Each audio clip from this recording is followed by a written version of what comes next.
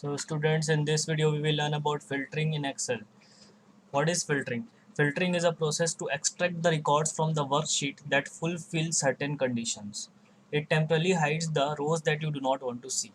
Okay, the rows which you do not want to see, it will hide it, and the rows which you want to see, it will show to you.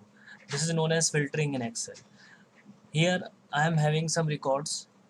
Students' names are there and their marks in various subjects are given.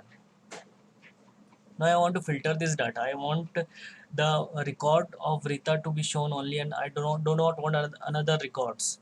So for that I will have to apply the filter in this sheet. So for that I will select any cell. Any cell you can select from here, from this range of data you can select any cell, and after selecting the cell you have to go to the data tab. So I will show you where the data tab is. Here the data tab. Under the data tab you have to click the filter button. When you click the filter button, the filter will get applied. If I click the filter button, the filter get applied in this sheet, in this range of data. Now our purpose of applying the filter is to show the record of Rita only. For that I will click here under this button. I will click, and by default you can see it is select all. So I want the record of Rita, so for that I will uncheck Rohan and Geeta here, and I want the record of Rita only, so I will click now OK.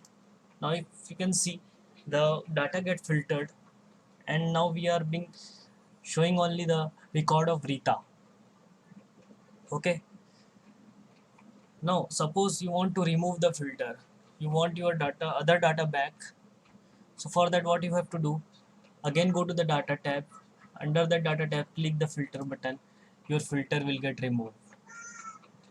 Now this is now for the numeric value. Again, suppose if I apply the filter, now under this English column, if I click it, you can see if you want the marks 76, if you want the marks